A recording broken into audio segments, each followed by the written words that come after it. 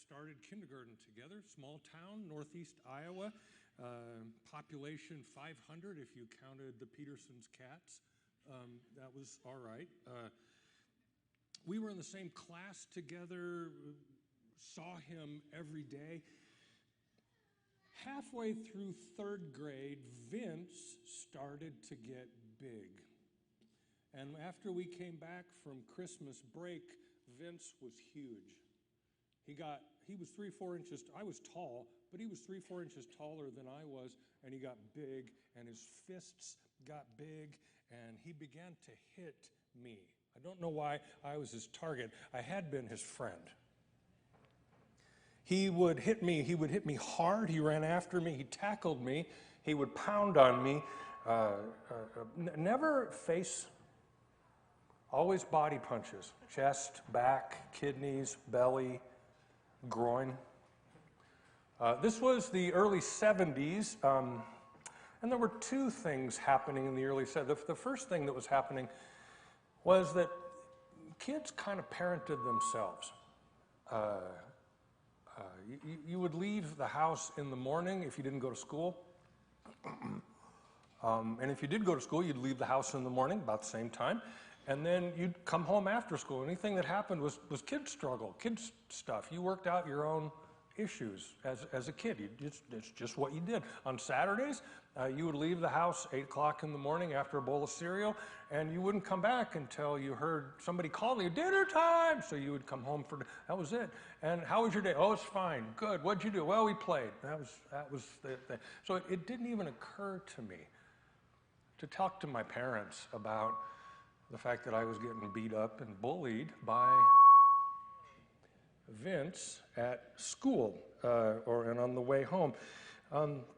The other message that was happening, this was the early 70s, I really am that old, the understanding culturally was your job was to be happy. And if you weren't happy, you were doing something wrong. And the whole keep on trucking movement, I think that was about, well, just keep working at it. Just keep improving. Just keep smiling your way through it. I hated that time.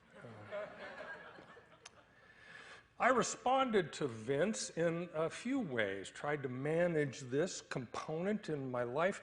First, I did try to fight back a few times. It's something that I saw on the after-school specials. That when you're bullied, sometimes it wasn't the message you were trying to teach, but when nothing else worked, and so I would try to get a punch in every once in a while I would hope to connect in such a way that caused him enough pain that it would cause him to second guess before he came after me. It didn't work. I remember the first time I tried it, and the second, and the third. Every time I would connect, it would be a good, and Vince would smile. And it took a few times until I realized that Vince was a lot like the Petersons' cats. They really enjoy it when their quarry is struggling. Almost seems to bring a glee to a cat when their quarry is struggling. It was that way with Vince. The second way that I responded to this, I was a kid that went to church, and going to church, I would hear messages like from Jesus. Forgive one another, love your neighbor, turn the other cheek, forgive 7 times, 77 times. Father, forgive them, for they know not what they do. Jesus said that from the cross about people who had nailed him to the wood. Forgive them. I didn't really understand it. All I knew was that I should forgive Vince, and so I tried. The third thing that I did was I did try to reach out to an adult for help, our Sunday school teacher. And she heard this and talked to me about asking, what was it that I was doing that was inciting Vince to hit me? Right? Yeah. So I tried to placate him. That was her advice. Tried to be his friend. and help it. I got this from the after-school specials, too, that when someone's bullying you, if you try to help them, like with homework, some way you understand then they'll be grateful and they won't beat on you anymore. It didn't work. I still got hit. I still got verbally berated. I was terrified. Starting halfway through the third grade, I remember one day we were across the street from the school. We were kind of right by the bus barn, where there's a gas tank there, and there's a bit of a corner that formed, and Vince had me in that corner against the wall, and he was pounding, doing belly punches, and a teacher looked out of the school and saw and came across and corralled us both and dragged us back into the school, and her assumption was that we had been fighting, and so she asked us, "Why are you fighting?" And I said, "I'm not fighting. Vince is beating on me." And it took her a minute to realize what was happening. And then we sat there, and she turned to him, and I sat there and watched this boy cry. Tears ran down his face. He apologized. He said it would never happen again. And I believed him. And so did the teacher.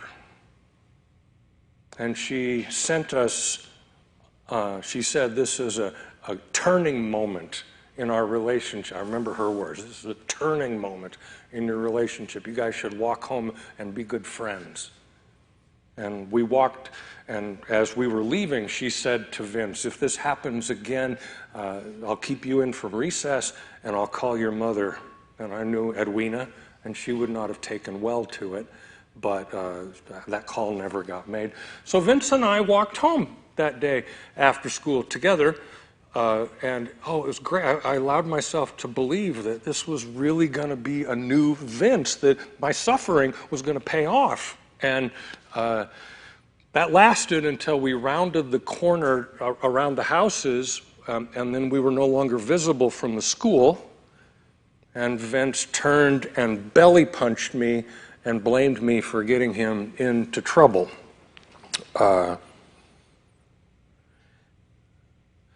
So what does forgiveness mean?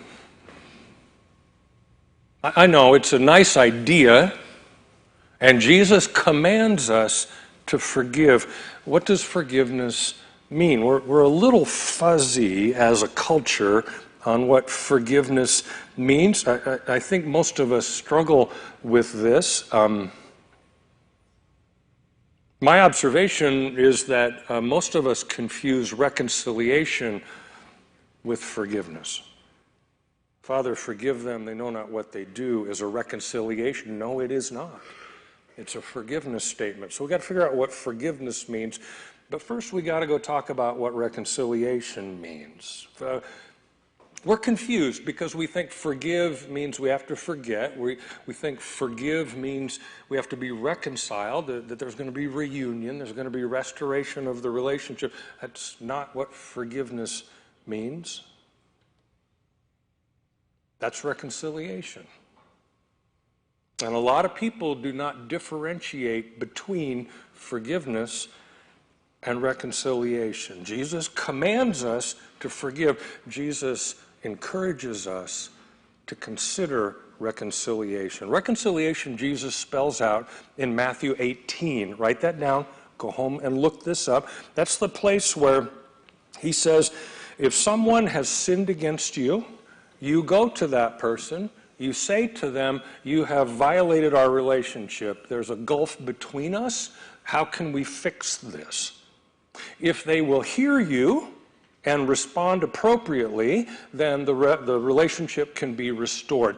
If they will not, bring somebody from the church and go see them, etc., etc. You know the text. It's in Matthew 18. Reconciliation, as Jesus defines it, what he's encouraging, requires two people to both acknowledge that there's been a breach in the relationship, who both commit to a renewing of that relationship, changing ways as is necessary to move into a new relationship, really. We're going to restore this relationship. We're going to work toward this. We're both going to change things about it. We identify that as forgiveness. That is not forgiveness. That's reconciliation. Requires two people. Jesus encourages reconciliation. He does not require it. He encourages reconciliation. Here's the problem. Jesus commands us to forgive. Great. Nice idea. So imagine you're Vince. Not that you are Vince. Imagine you're Vince, the one who beat on you. The person who hit you, the one who attacked you, your bully. Whenever they're near, you break into a cold sweat. You hear their voice and you start dread. I remember walking to school every morning. I would leave the house happy, and the minute I hit the front porch, I would start to dread the rest of the walk, and I would hope the whole way that Vince would be home sick for the day, because that would be a relief to me. And I would round the corner, and there he would be, right up in front of the school, and I would start looking left, and I would look right, I would look left, I would look right. Where can I run from this? Where is there a teacher that I can get near so that Vince won't dare to come after me? Forgive Vince. I tried all the methods of reconciliation. Tried to be nicer. I tried just letting him hit me to see if he could work it out sooner. Tried letting him off the hook and tried to have a talk with him. Tried confronting him. I've even asked friends, other friends, what they would do. And mostly what they communicated was, God, I'm glad that's happening to you and not me. And then they started giving bad advice, and like the Sunday school teacher did. Nothing works. And I remember one time I tried to tell Vince, man, this is really hurting me. And he called me names. He said, you're a wuss. That's one of the nicer names that he said. Man up is basically what he said.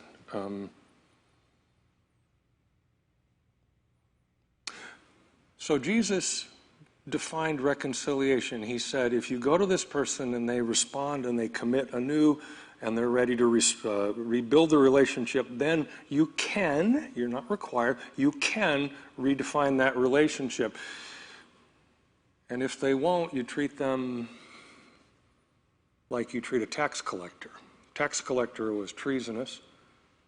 Tax collector conspired with another foreign body.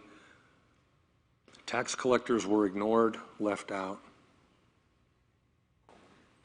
There can be no reconciliation if there are not two people willing to commit to a new relationship, to restoring, to changing ways, etc. There can be conciliatory gestures, like giving in, entirely submitting, but that's not reconciliation, that's survival.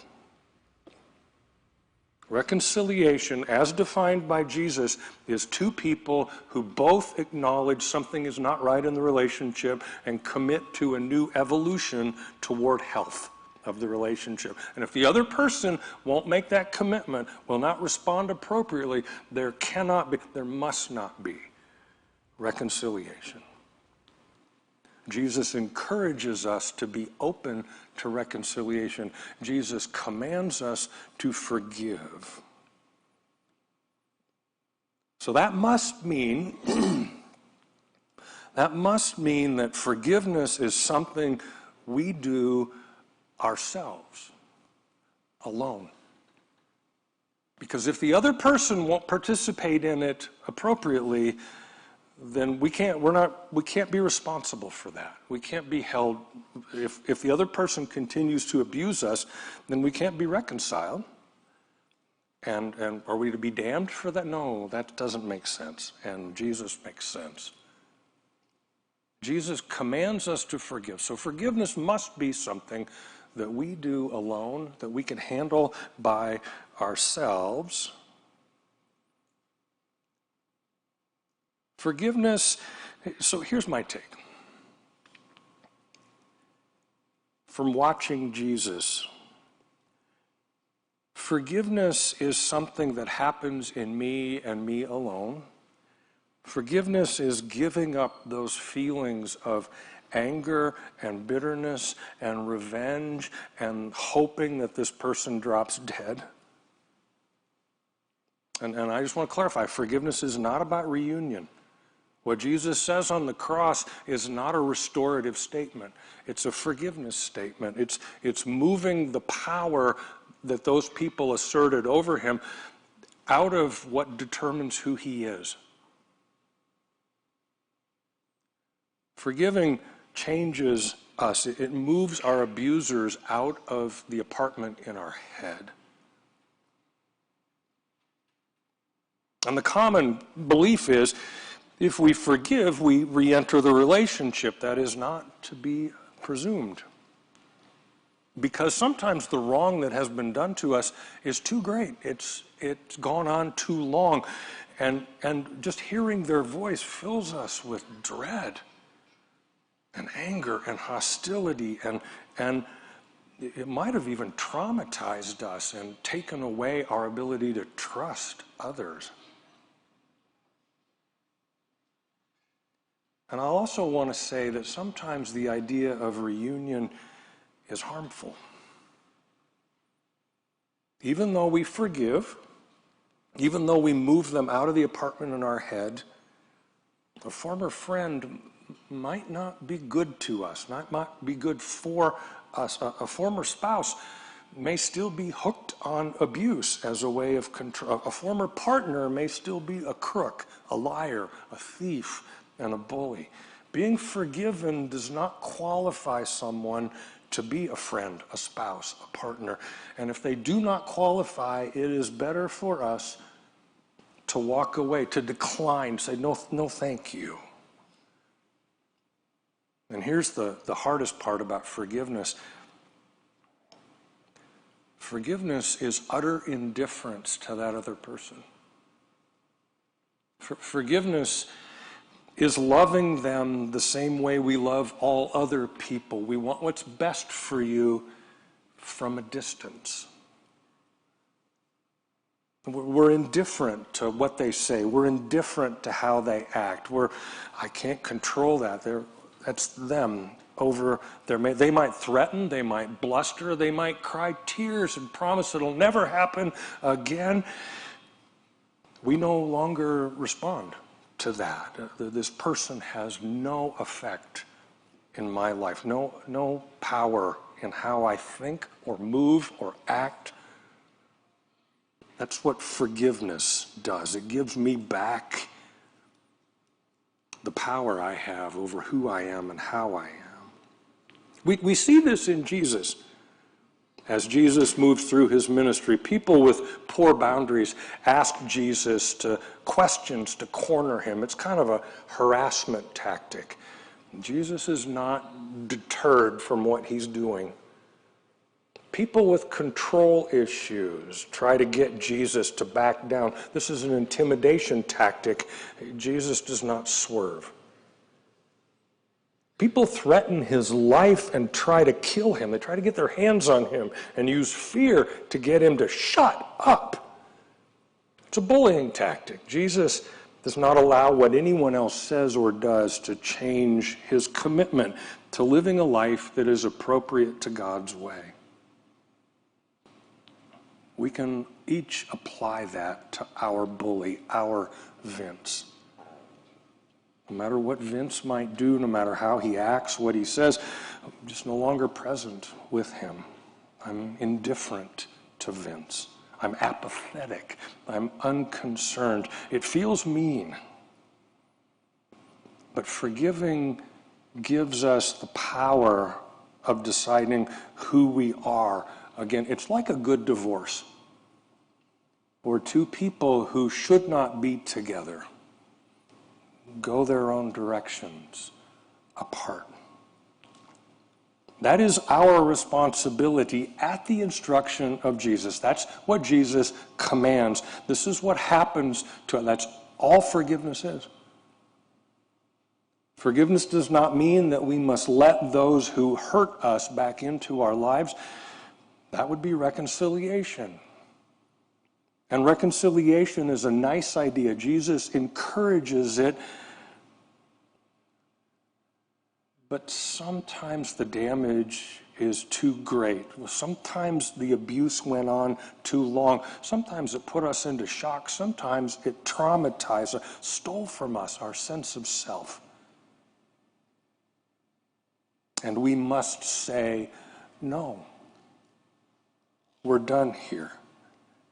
And we remove that person from our lives, and we go on without them.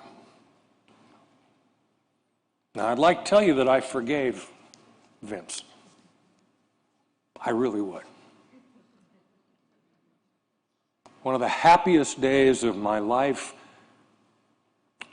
was following 5th grade, when our family moved to a different town and Vince was no longer part of my life. I'd like to tell you that I forgave Vince, but really what happened was I learned to survive without him. And I shifted out of survival mode into recovery mode. Got to figure out how to start healing. And if I were able to tell the truth, I would say I hope to do that fully someday. But there's a reason that I never went back to that high school reunion. And there's a reason that when I was in ROTC in college, the first camp that I went to was fight camp. And there's a reason that I have trouble with trust. And there's a reason, and Vince keeps showing up. Things happened. It was at the Insight Bowl, 2010. The Iowa Hawkeyes played Missouri State, I think it was. And about a decade ago, ASU Stadium, we were there to watch the Hawkeyes because I'd grown up in Iowa, and my dad liked the Hawkeyes and my mom liked the Hawkeyes, so we went. I was reading my program, and I looked up, and there was Vince. He greeted me like we were old friends. He said, I thought that was you. I came over to say hi. I just want to say, we should get together. I live here in the valley. The whole thing. We should catch up on old times. Yeah, we really should. His voice was lower, but it was the same voice.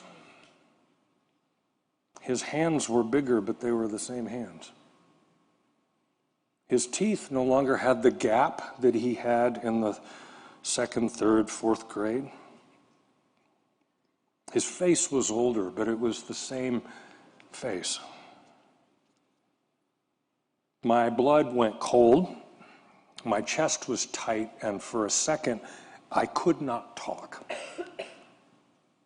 He handed me his business card, and I took it. He lives in the valley. He said, call me. Jesus commands us to forgive. Let go of anger and resentment and the desire for revenge. Move this person and their stupid voice out of the apartment in my head. No longer let him tell me who I am or what I am.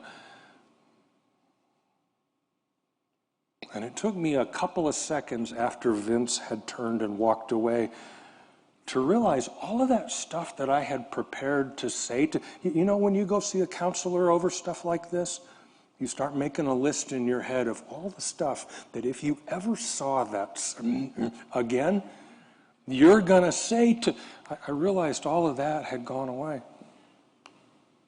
Along with all the stuff that I wanted to do to him. That if I ever saw that again, I was gonna, that had gone too. And a moment later, I went up to the concession stand. And I put his business card in the garbage can. Yeah.